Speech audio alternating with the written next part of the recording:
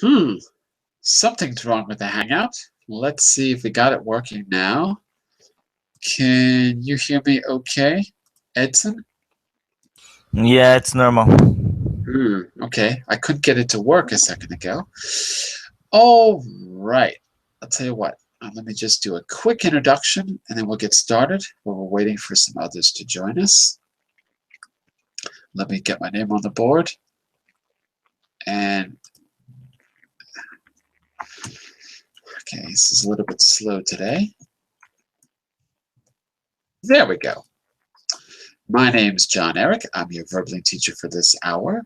And in this hour, we're going to be working on Fluency Fundamentals, all about idioms for problematic situations.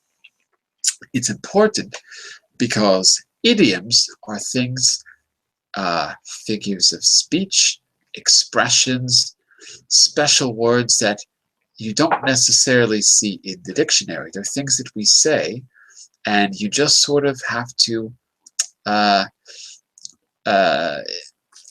what can I say?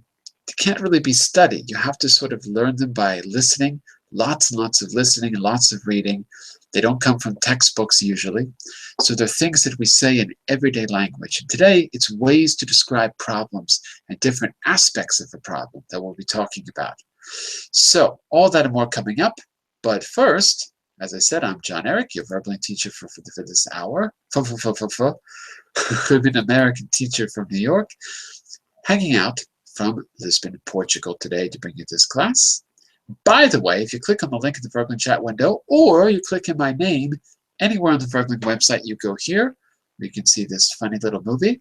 On the left, you can follow me to see my upcoming classes, and on the right, you can book a private tutoring session or buy a package, and I'll work with you on creating a personalized learning program to your specific needs. If you're interested, just send a message first so I can make sure that I have time for you in my schedule, that everything goes well. Here is the material for today.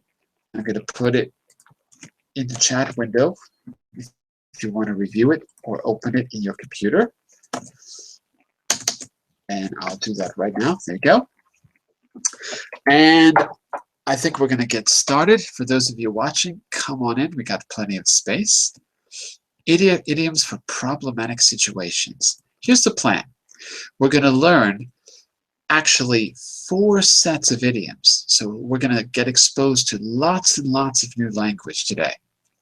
Afterwards, after it's going to take about 20 minutes, maybe even a little bit more, we're going to try to apply what we've learned to we've got 3 different exercises we're going to try to do to make sure that we really nail down those meanings, that you really understand by trying simple exercises. You really understand what those expressions mean. We'll compare, we'll contrast them, we'll fill in the blanks and other things. And at the very end, we're going to try, if we have time, we're going to try a little speaking activity where you're going to be picking some of your favorite phrases and using them in a natural conversation. Okay, so let's get started here in the beginning. I'd like you to read those 3 idioms on the left side for me, Edson. To be in a fix, to be in a tight corner, to be in a muddle. Not moodle, but muddle. Muddle. Muddle, right. So what we're going to do is we're going to see these. We're going to try to match them up, and then I'm going to sort of test you on them, okay? So maybe what I can do is, let's see. Yeah, let me see. What I want you to see is, give me a second here. I want you to see that they're very similar, okay? But there's a slight difference in meaning between these 3 expressions. So what I can do is first ask you if you can match them up. And if there's any difficulty, if you haven't seen these before, I can give you some context. I can give you some sentences to make it a little bit easier for you. Okay? So let's say a quick hello to Carmen, who's joining us now. Hello, Carmen. How are you? Hello, John. Hello, John. Hello, Edson. I'm just fine. Thank you. Excellent. So here's the thing. Let's see if we can divide these up. We've got which one is to be in a situation that's hard to get out of, to be confused or mixed up, or just to be in difficulty in general. All right? Edson, the first guess goes to you. Which one of these things do you think you can match up? Which one is the clearest? To be in a fix. To be in a fix, okay. Being difficulty. To be in difficulty, okay. Yeah. I agree completely with that. So if you got it, you got it. I'm going to see if I can give you. A good sentence for each of these. If you hang on a second. Give me a second. I'm going to see if I can give you something that's from the. I try to use sentences, real sentences, if I can. So give me a second here. I'm going to see if I can use my little database to give you stuff that you'd find in a newspaper.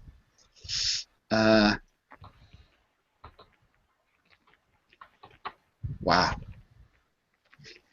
It's a little bit more difficult than I thought. You know why? Because it keeps separating. When I search for it, it keeps separating it. Oh, no, here, I got it. I got it. There we go. Here's an example for you. By the way, your answer is absolutely right, but here's a quick example for you. Oh, you know what? It's a little difficult for me to copy this. Give me 1 second, and I'm going to try this again. There we go. So in the chat window, here's an example. Can you read that for us, Edson? All of, you mean all Yeah, of that's right. all That's of the right. controlled media clowns are now in a fix. They can't get out of. Okay, very good. And so that one, let me see if I can give you the context. Oh, sorry. That's from a Portuguese newspaper. Whoops, I meant to find one from an English. I accidentally translated that. Didn't realize I'd done that. Give me a second. Okay. I want to. Oh, here it is. Got it. That's. I found it. Okay, it's the LA Times. Good. And here's the full context if you want to see it. It's not important, but this is the full context, and it's from the LA Times. So what I'm doing is I'm searching in a sentence database, which you can use as well. It's a good one. I'll give you a link in the chat window. Phrase.it. It's really good because it's in several languages, and it will pick out sentences from actual news sources that are real, and you can trust these sentences because they're written by native speakers. So this one's from the LA Times, and you can see the full context, and you can go to the original link, actually. If I open the source, there's a little open button, and if I click on the link in the text itself, it gives me this link to the LA Times article where it came from. Okay? So I'm going to try to work with real sentences from real sources if we need to clarify the meaning. Okay, by the way, if you want to just quickly, if you want to see what this looks like before we move on, this is the search that I just did. Here's the website, the one I gave you, and you can see I put in a fix in quotations so that it'll be together, and I've got all of these hits online, and you can see the source: Wikipedia, LA Times, Economist, Washington Post, Economist again, Time.com. So these are all major news sources, so you know that you can trust that these are real sentences to give you a context. Then you can click Open, like I did here. You can see a definition, pronunciation if you want to hear it, the context, and you can open again, and it will go right to the original article. Okay, so it's a really, really good source. Highly recommended. Okay, so I'm going to try to use that to give you native level sentences if we're not sure exactly how to go about matching these definitions up. Okay, so let's say hello to Nader as well. Hello, Nader. How are you?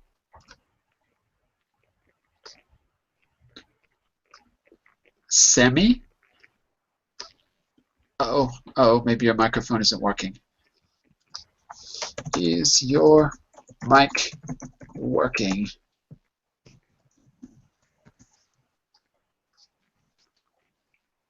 Okay, well, while we're waiting for Nader, Carmen, we've got to be in a muddle and to be in a tight corner. Muddle is the more difficult one. I'd like you to do muddle if you can. Do you know what that means?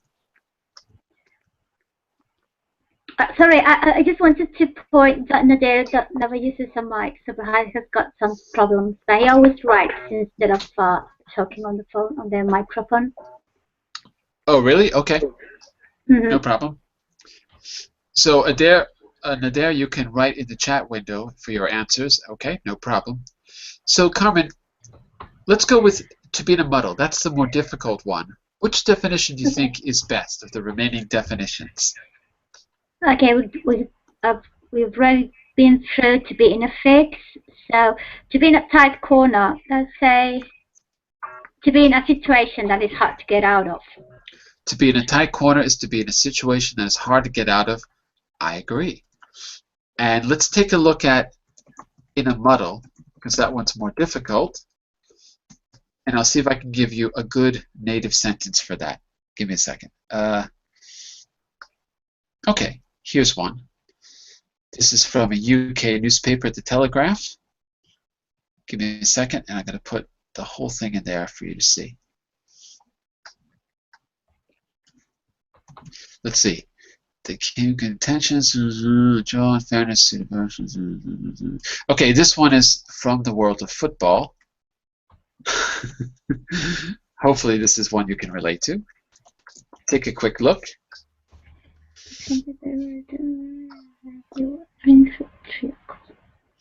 Okay, and you can see the muddle sentence is the one in the middle. This is about Arsenal and other teams. So, Carmen, they came with good intentions, but got themselves in a muddle far too often.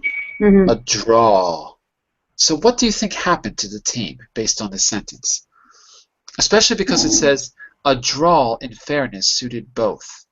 What kind of a muddle did they get into? It's like they were confused, they were mixed up. So what were they doing on the field if they were confused and mixed up? They had the intentions to some kind of structured play, but they got mixed up, and in the end they couldn't make the intentions they had before. Okay, so they had some kind of a plan or strategy on the field, and somehow they couldn't stick to the plan, right? That's right. Okay, very good, very good. So, hopefully, that gives you a better idea of muddle because you can see it being used in real life. Edson, any questions about these first three idioms? No. Okay. So think about muddle with football. It's a good example. People muddle up their strategy. Okay, our second set are all related to reacting to situations. So the idioms for problematic situations, these are all about reacting, different ways of reacting. Okay? Why don't we take turns of reading through these first, and then we'll see if we can match them up, and I'll give you a few ideas myself. I'll give you a few ideas from real newspapers, okay? So, can you take the first half for us, Carmen? Can you just read through them? Okay. To take a back seat, to take the ball by the horns, to stir things up, to pour. Okay, very good. And Edson, can you take the next three? Sorry. To pour oil on troubled waters. Good. To keep one's card close to one's chest. Good. To lie one's card on the table. To lay one's card. To lay one's card on the table. Okay. So you notice the last two are about cards, like playing cards, like poker, blackjack, those kind of cards. Okay, we've got different kind of metaphors. The middle two are related to water. to stir things up, and troubled waters. And the first two, well, okay, bull by the horns, you might have heard that. Take a back seat. That's something to do with, you have to imagine yourself in a car to get the metaphor. All right. So I'll tell you what. Let's see how many you can match up without help, and then I'll give you a sentence, a real sentence or two for the difficult ones, okay? Carmen, what do you think? To take a back seat. Take a back seat. I'd say the first one, not to do anything and let others act instead. Yep, absolutely. To not do anything. To be passive. Okay. The second thing you... Yeah, I'm sorry. Sorry. It's like you're not driving, so you take the back seat and just expect others to do what? To take the action. I mean, you would just stare at them. You wouldn't do anything. Right. So you let someone else drive the car. You're in the back seat doing nothing. Okay? So it means being passive, right? Okay, so if that means being passive, what does that tell you about the second one, Carmen? Because you'll notice these are in pairs, and there's a reason. Yeah. That one is the other way around. I'd say when someone is brassy, so she's going to be very open, exactly where your position is. Okay, so would you say that take the back seat is the opposite of take the bull by the horns? Well, the first one is like being passive, as you said. The second one is like speak openly about something. Not just speak, you could be acting too. Or acting, yeah. Yeah, it could be. But not in a passive way. I mean, you are the actor, the principal actor in this situation. So, in an active way. So, they're opposites. That's what I said in the first place. You did. Passive and active. That's it. Okay, so these are organized for you logically. They're all opposites basically. Okay, so if you get the first one, you'll get the second one. Etten, to stir things up. To stir things up. Okay, so here's what we're going to do. I've got the definitions right across from the word. Okay. What I want you to do is, maybe we can do this. I think what I'm going to do to make this a little bit easier here, you've got the definitions and they're grouped, but I want to see if we can look at a real sentence in the media. John, yeah. Just one thing. I think I made a mistake because it's not the last one. That's the one I said. I think it's the second one. To act positively and to face and attack the problem. No? To take the bull by the horns. I didn't hear you say the last one. Sorry. Yes, yes. Okay. On this page, I put the definitions right across from the word. Everything's already lined up. I wanted to approach it a little differently. I wanted to give you an actual sentence. I'll give you an example here. Give me a second. Okay. Sorry. Give me a second here. What I'm going to do is give you a sentence. Mr. Edson, take a look at the sentence in the chat window I just posted. Okay, it's actually a couple of sentences. And I want you to focus on the middle where it says stir things up. Stir things up. Okay? Okay. So, read that to yourself. First, read it to yourself. And tell me, what do you think stir things up means in this context?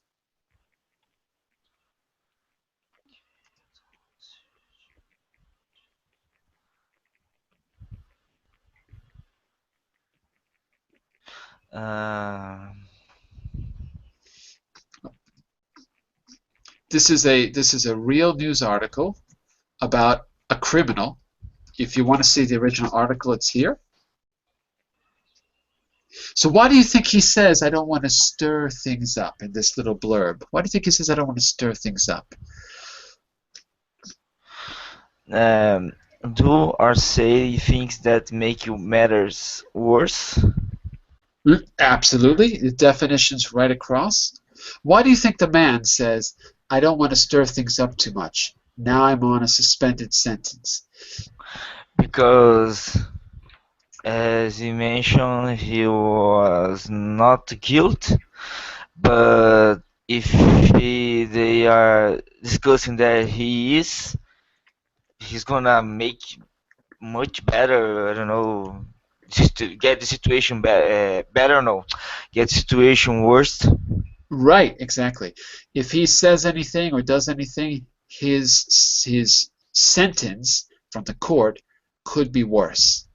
So he Yes, says, I yes. don't want to stir things up because I have a light sentence now and it could be worse. Okay, very good. Okay. And that's without even reading the article, so you're absolutely right. So the opposite of that would be to pour oil on troubled water. The exact opposite.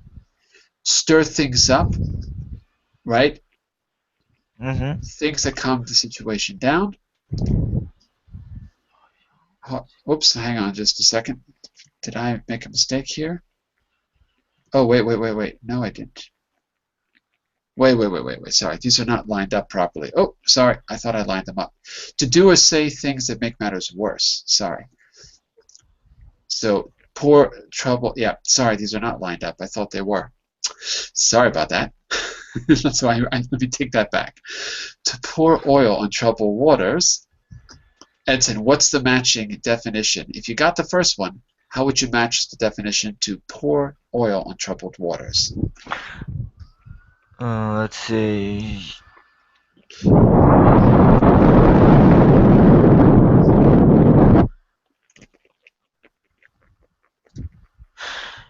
to do or say things that calm the situation down. Very good. Okay. So, just to be clear, stir things up, do or say things that make it worse. Pour oil Yeah. on troubled waters, do or say things that calm things down. Okay, that's it. Sorry, I thought these were lined up, but they weren't. They are mixed up. Okay, let's see. Mr. Nader, if you want to write your answers, you could try to match up the last two. Okay, you can make an educated guess. So that would be 1, 2, 3, 4. You could. It's 5 and 6. So you could put the number and the definition. Okay. So which one do you think matches with 5? If you could find the definition for 5, then all you need is the opposite, and you'll match it up with 6. So number 5 is to keep one's cards close to one's chest. What do you think is the best match? Could you write your definition in the chat window for us? Okay.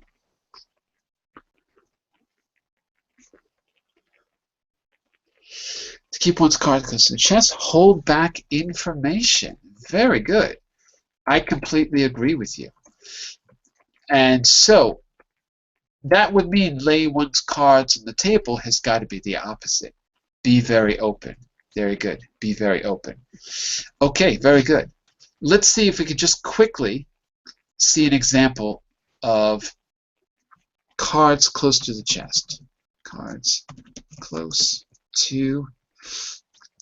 I'm going to give you a slightly different version of this. I'm going to give you close to the vest. It means the same thing, basically. Okay, here's a good one. This is from Business Week. And let me give you the sentence first. Take a quick look. Okay. And the source of this, if you want to read the original, oops, can I find the article? No, I don't have the original article. I lost the link. Sorry about that. I can give you a little bit more information, but I don't have the actual link to this one. Here's the full context. Competitive landscape. Management plans that affect employees' lives and careers. So it comes from, this is part of the article. We can't play our cards close to the vest or close to the chest, either way, and expect employees to trust us. Now, what about the employee referral bonus program? If any management intervention is plagued by mistrust, right? So yeah, to play or to keep. When you're playing cards, you decide if you want to reveal your card to make a move, or if you want to keep it hidden so that no one can see. And if you keep it hidden, right, in this context, if you play your cards close to your chest or close to your vest, your employees may not trust you. Okay, so there you go. That's a context for it. Sorry, in this case, I don't have the actual link to the article, but maybe if I give you a different one. These are all from sports. Let me see if I can give you a real one here. Yeah, this one I can. I'll give you a second article that has an actual sentence. The sentence here is, give me a second and I'll put it there. Lions, the team, the Lions kept their cards close to the vest in the exhibition season. Okay? So for me, that would mean that they maybe didn't reveal that the choices that they were going to make or something like that. They didn't reveal them to anyone until the season began, like who they wanted to trade or something like that. Okay, so that's our second set. If you want to review any of those, you have the answers here on slide 5. So later on after the class, you can take a look here. We've got just one or two others I want to take a quick look at, and then we're going to try and exercise it too. Okay, so there we go. Mr. Edson, can you read through this group? These are idioms related to situations, and they're all based on the key verb to get. Can you read through these for us? Get our act together. Get to the bottom of things. Get to sit up and take notice. Get a grasp. Okay, good. And for get a grasp, you might also say get a grip. Okay? Grip? Get a Okay. grip. Yep. And I'll give you a good sentence for that as well. Let's start with that one. Here's a sentence for get a grip. Take a look in the chat window. He needs to get a grip and start focusing on patients, not profits, Mr. Reed said. Okay? The link to that is here if you want the original article. Okay, so this is from an article from Metro. You can get that when you're in the subway or Metro. There's little newspapers that they hand out. And you can find it, grip. Under David Cameron, we're seeing rampant commercialization of the NHS. He needs to get a grip and start focusing on patients, not profits, Mr. Reed said. Okay?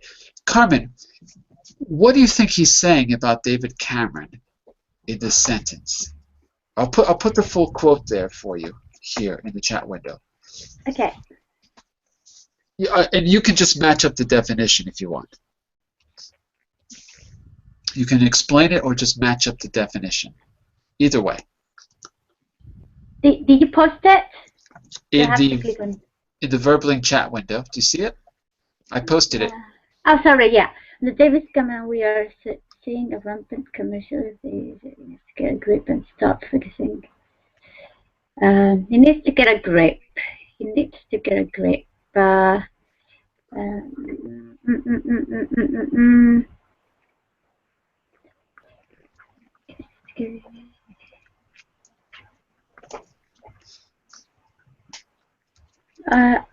make them pay attention.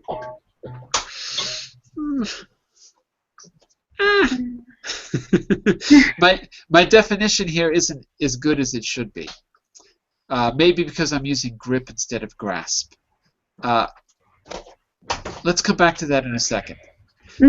Because my definition is a little bit short. You'll see. I should probably add to it. We'll come back to that in just a second. Okay. The one that you probably all know is get to the bottom of things. That's probably the one you've heard the most. Edson, what do you think is the best match for get to the bottom of things? I'll get to the bottom is find the true explanation for the state of affairs. Right. Find the true explanation. Find the reason. Get to the real reason for something. Okay? Sit up and take notice. Okay, that's another one. Mr. Nader, what do you think is the best match for sit up and take notice? Make an educated guess if you're not sure. And if you like, I'll give you a sentence to help you. Give me a second and I'll give you one. Sit up and take notice. Give me just a second and I'll give you a little context for that. Let's see. I don't know why. These are all sports, all related to sports for some reason. Here's an example. So you're saying organize oneself to respond. Well, which definition, though, on the left? Which is, oh, okay, it's that one. Okay, at the bottom, to organize ourselves in respond. I got it. Now I understand. Not exactly. Let me show you. Here's a sentence. Take a look at this sentence, and I'll give you the context as well in just a second. I'll give you the link, and this is another sports article. I don't know why all my examples are from sports. They are. Take a look. Okay, in this context, you will see in the middle of the page, it's a kind of performance that is certain to see Melbourne sit up and take notice. If ever there was a good time to go head-to-head, next week would do it. Let me see if I can give you a little bit more context in the article. Give me just a second. Whoops.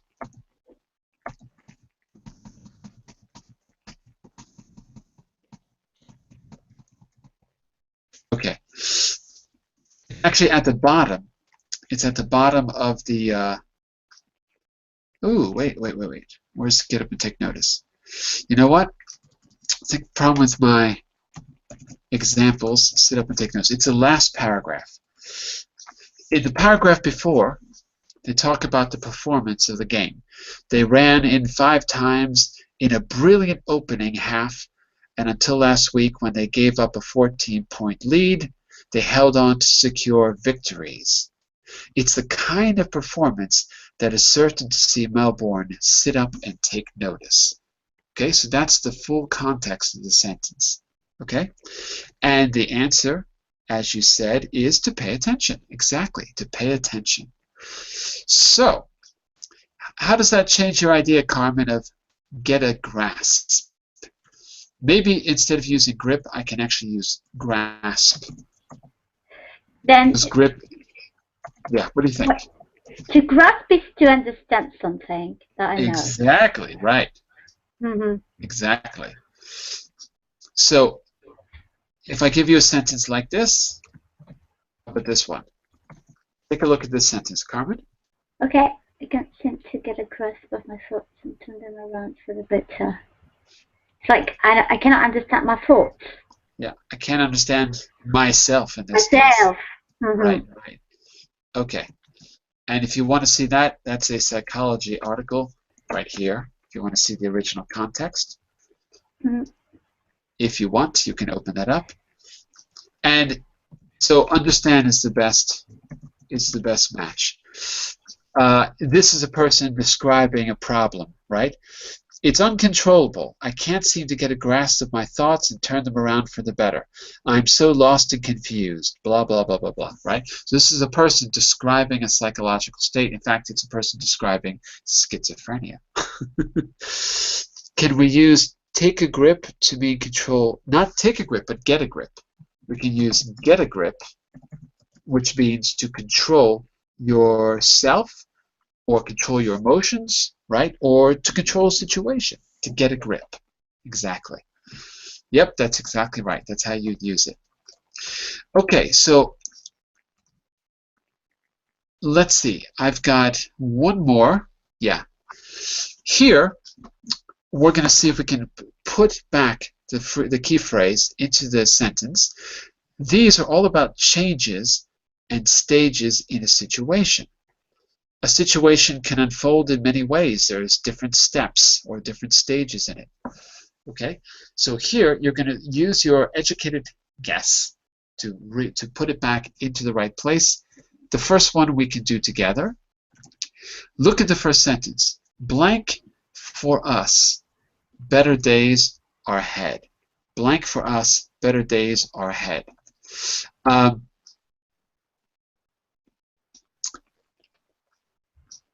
This talks about a change. If better days are ahead and worse days are behind, how would we express that there's been a change? Which of those phrases do you think works? See light at the end of the tunnel? Yeah. See light at the end of the tunnel for us? It doesn't quite match the sentence, though. No. I thought it was that one too. I know, but it doesn't match for us. That's the problem. Okay, then. What could you insert before for us? In other words, our luck has changed. The tide has turned. The tide has turned for us. Exactly, it fits. Okay. The tide has turned. Very good. That's it. Yeah. We can't blank at last. Oh, sorry, we can. Sorry, we can blank at last. We can.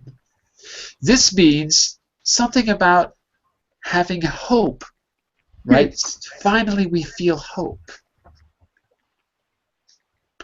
And it's got to match the verb and the object of the sentence. It's got to fit into the sentence. What do you think? Now they just say it. Now they just wrote it. I think that's the one. Which one? Now they just wrote it. See the light at the end of the tunnel. We can see the light at the end of the tunnel at last. I agree. And we know it's right because can will be followed by the base form of the verb. So we can see. It matches. Okay. Mr. Edson, what do you think about the third one? I'm afraid we've just come to a dead end with our plans. Perfect. So, is our project going to go forward, Edson? Yes or no? In this context? No. No. If we come to a dead end, that's the end of the project. We can't find a solution. We're done. Right? We didn't finish it. Yeah. We have to stop. Okay. So, Carmen, that leaves only one possibility for number 4. I think I have reached a turning point. I've reached a turning point in my career. If you've reached a turning point, what might have happened? Something's going to change. Something that you're going to turn things over and just try it differently. I don't know. Does it sound like a positive thing? Yeah. Yeah, I think so too. If you've reached a turning point, it's usually a good thing, like you got a promotion, something like that. Okay, so basically, those are our idioms, and you can review those here on slide 8 anytime you want. Okay, the last 3, bury the hatchet, sweep under the carpet, would go a long way. These are very common, so I think you know them. If I say to you, we've been fighting, but we really need to bury the hatchet, does that mean we continue fighting? No, we make peace. We make peace. What's a hatchet? What's a hatchet? It's like a hammer. It's not a hammer. It's not a hammer. It's a machete. A machete. Okay. A knife. A big knife you use to cut through the jungle. A hatchet. Or it could be like an axe as well. It could be an axe. That was about to say this. I mean, when to cut down trees, can you cut down trees with a hatchet? With a hatchet, right. It's, I guess it's more like an axe, not a machete. That's it. So if you bury the hatchet, it means you put away your weapons. That means you're not going to fight anymore. So you make peace. Like the Bob Dylan song, Mama put these guns in the ground. I ain't going to use them no more. Bury the hatchet. You're not going to fight. Okay? Sweep under the carpet. Edson, if I say to you, you know what? The Management isn't going to see anything if we sweep the problem under the carpet. Okay? What am I doing? Ignored. Ignored without solving the Right. problem. Right. So I want us just to move forward and not deal with it because it's going to create some problem. Let's just Yeah. sweep it under the carpet where nobody can see it. Hidden under the carpet. Okay. Mr. Nader would go a long way. Okay? You got the definition there. Do you think you could use that in a sentence? Can you think of an example where that would sound good? And we see the definition. It's got to be would help a lot. Can you think of a sentence where you could use something would go a long way? Okay? If you can think of an example, put it in the chat window for us, and we'll see how it sounds. Okay? While we're waiting for Mr. Nader, I'm going to jump forward here. Whoops. And I'm going to go to exercise 2 and see if you can figure out which idiom is the best match. Oh, there it is. He would go a long way to help her. Right. Okay, good. He would go a long way. That means he would really make an effort. Right? He'd really put some effort and he'd really try. He'd go, sometimes in America, he would go far. I would say, instead of he would go far, we could say he would go out of his way for her. Another way to say it. In other words, going from A to B is fast, but he would go from A to Z and then back to B. He'd go out of his way. He'd go a long way to help her. Okay, yeah, it works. Let's see what you think about these. Carmen, what's the missing phrase in number 1? What's the missing idiom? From the ones we have already done, the previous ones. On this page, I think I'll just. I think I'll just.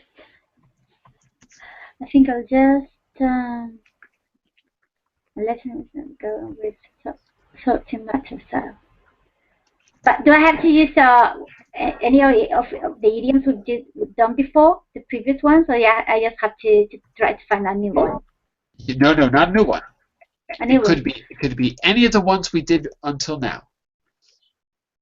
But you've definitely seen this before. Trust me. I'm not making up anything new. So see if you can remember, based on what we did, which one would be the best fit in number 1. Okay, Edson, you start looking at number 2. Nader, you start looking at number 3. But I don't have the idioms because I don't have the PowerPoint, so I don't know. I know, but you've got a memory. You've got a good memory, Carmen.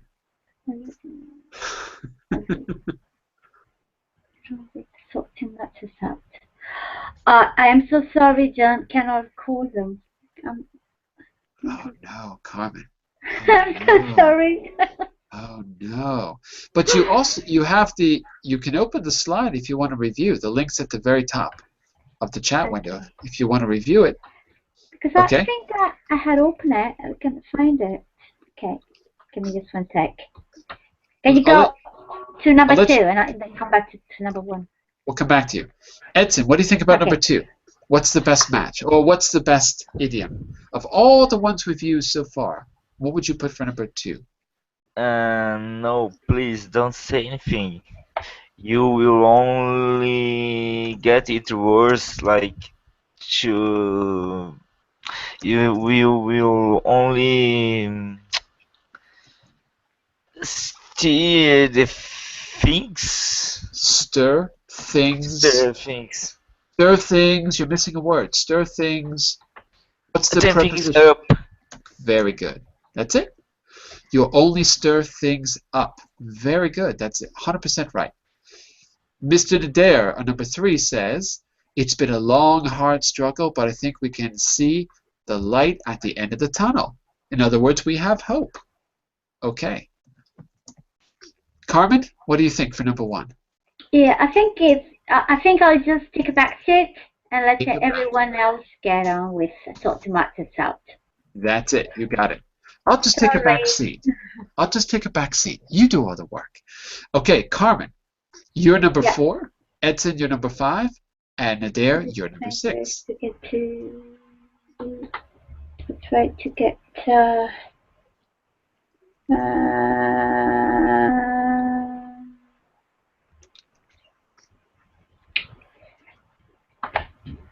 I'll give you a hint. It's 4 words you're looking for, Carmen. 4 words.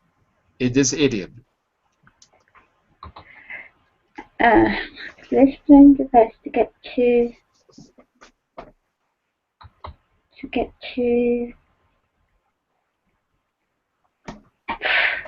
I don't know. I'm so sorry. I don't know. We'll come back to you. Okay, Mr. Edson, what do you think about number 5? Nadir's already got his. Let me read his first. He says for number 6, at last I've managed to get him to sit up and take notice. You're only missing one word in there, because it would be sit up and take notice. No, you got it. No, that's right. He's done nothing for us all so far. No, you're 100% right. Mr. Edson, what do you think about number 5? I'm sorry, I am in. Oh, that with match like do not could not understand something. Well, maybe. It's difficult to remember. Maybe. I need to go. I'll give you a hint. It's one of the first ones that we did. It's one of the very first. It has more to do with not understanding, but it's got more to do with being confused. Another way to say being confused. Okay, think about that for a second. Carmen, how are we doing on yours? Get to the bottom of things, for instance. Okay. Well, does that sound okay in the sentence? At last, I've managed to get. No. The police are trying their best to get to the bottom of things. Yeah, but it's a real mystery at the moment. I think it fits in here, doesn't it? I think it does. Okay. I'm a little slow today. I don't know why. So sorry. Bottom of things, right? It's number 4, right? To the bottom. That's number 4, yeah. Get to the bottom of things. Okay, you're absolutely right. Back to Mr. Edson. Remember, my clue was confused. Another way to say confused. I'm sorry, I'm in Just a moment. Okay, while Edson is thinking, Carmen, you're going to do 7, and Mr. Nadir, you're going to do 8, the last one. Okay, so you can look ahead a little bit. I think I've got number 7, I think. I'm not sure. I find it difficult to get a grasp. No? How is it? Grasp. Yeah. To get a grasp, yeah. To get a grasp, and you need a preposition to make it fit. On. To get a grasp. In, at, on, of, about, over. Get a grasp. Over this global warming business. Close. On. Of.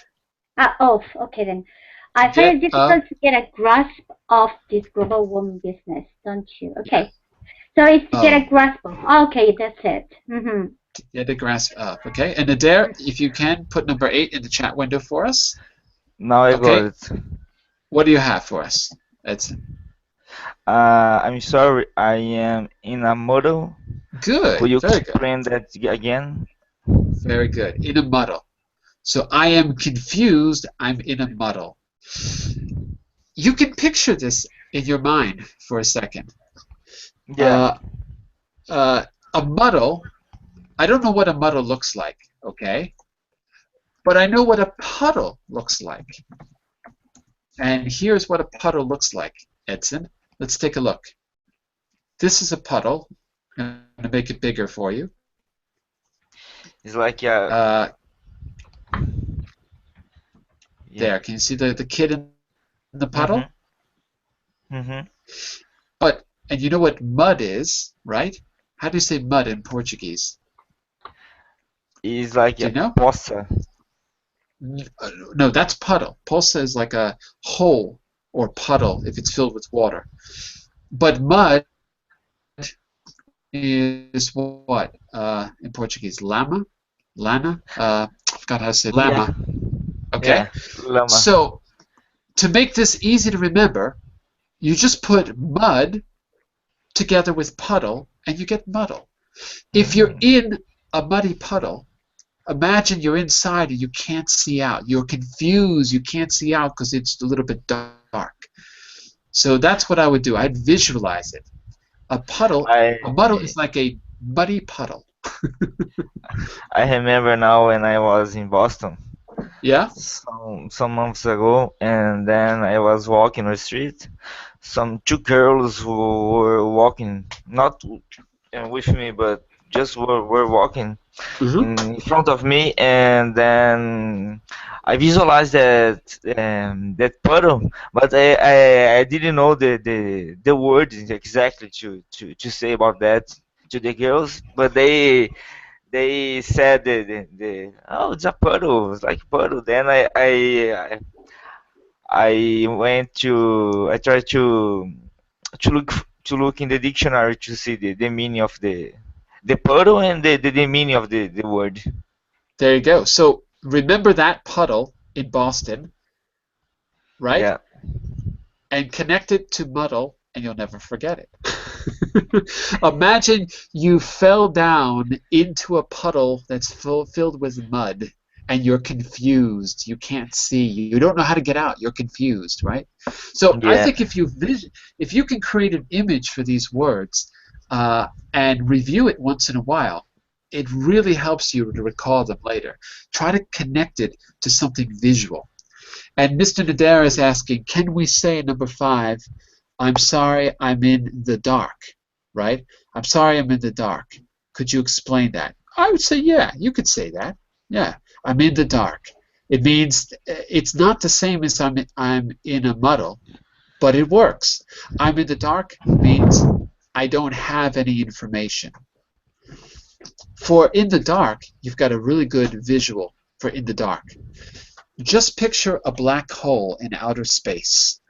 The reason they call it a black hole is because according to theory, physics, according to theory, no information can leave a black hole. That's why they call it a black hole.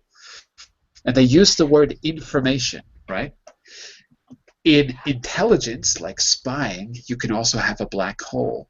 You can have a black box as well. There's no information can come out of a black box or a black hole. So it's an expression in English. I got this class about black hole, but I was not looking enough to get off the class. I got in I got in trouble because because like the relativity theory, it's Right. pretty crazy. It's And crazy. It's crazy, yeah, and it's been proven true because you yeah, know this. the moment that you use your GPS, right? Yeah. That's how we found out that it was true because when you use a GPS, the clock in the GPS is not the same as the clock in your mobile, Yeah, but yeah. and so they have to use Einstein's equation to make the clock on the GPS wrong in space in the satellite. They have Mhm. to make the clock wrong for it to be correct in your GPS, because otherwise your GPS would be sending you, off a cliff. Or it would be sending you, right? So Yeah. to make all those coordinates correct, they have to use relativity theory. So it was proven true.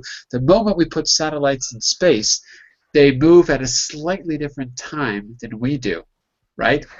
It's really Yeah. bizarre. It's hard to think about, but it's true. It's true. My teacher was teaching us about the because he got the original work from Einstein, and then he was teaching us, and suddenly I had to get off the class because I could not I could It, not you, support that moment, because it's really crazy, and it's true because it's true. You got crazy that situation. You could hurt yourself, so be very careful, okay? Yeah. Mm-hmm. Carmen, which of the idioms from today, which of these do you think that you're going to start using now that you know it?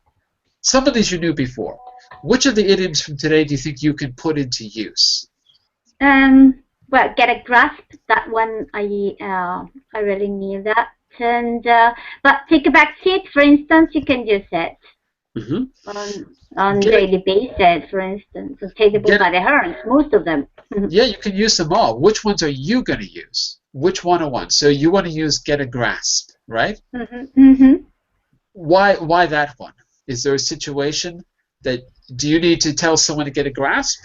No. The one I'm going to use is to take a back seat, meaning I'm going to stay at the back seat and you're going to do all the trouble, or you're going to do all the work. I'm just going to stare at you while you're doing all the work. Right. Who are you going to say that to? To my hubby when he comes home. Right. I'm going to take a back seat and you do the cooking, right? That's it. You should. You deserve it, Carmen. Very good. Very good. Okay. I put that into practice. There you go. Edson, which of these idioms are you going to put into use today? Which of these are you going to start using? Can I say in a sentence? Go for it. Yeah. It's like I was in a model when he started teaching us. He started teaching us the relativity theory. Absolutely. I was in a big muddle the moment we had to talk about relativity because I was confused. Good. That's a very good example. Nader, see if you can give us an example in the chat window. Oh, there we go. I need to get to the bottom of things. Take the ball. These are perfect for business. Good. Good. I want you to think of a business situation where you could use one of those expressions. When could you use it when you're talking to a client or you're talking to a colleague at work? Think of a situation where you could say, for example, take the bull by the horns. When could you use that? Colleagues or clients. When could you use that specifically, Nader? Think of a situation where you could actually say that sentence. Okay? The one that I'm going to start using, let's see, which of these do I never use? All of these are pretty familiar. It would go a long way. That's one that that's one that I really don't use very often. So maybe that's the one I'll use. This one. You should say sorry. It would go a long way. It would help a lot. So I could say something like, let's see. I don't know. I have to think of a good situation. I could say, for example, I could say to a manager at a school where I work or something like that, you know, if you gave us more encouragement, it would go a long way. We'd really appreciate it. All right, so that's mine. And Adair's is going to be, we need to stop hiding our heads in sand and take the bull by the horns. Very good, very good. One little change. Not hide our heads. It's okay to say that. But I would say bury our heads in the sand. Yeah, bury our heads. Very good, very good. Okay, I want you to go out into the world, use your idiom today, and report back in the next class and tell us how it went. Give us a report. That's your mission for today. Okay, class? Okay. Deal? Okay. Deal. All right. Have a good day. I'll be back tomorrow for Fun with Phrasals in the first hour at 12 GMT, followed by part 2 of our business class. So we're going to be doing an activity based on the reading we did Monday. If you need a copy of the presentation, let me know, and try to read it before class. If you don't read it before class, you can still participate. Don't worry. Bye for now. See you soon. Bye-bye. Thank you. Bye-bye. Have a nice day all.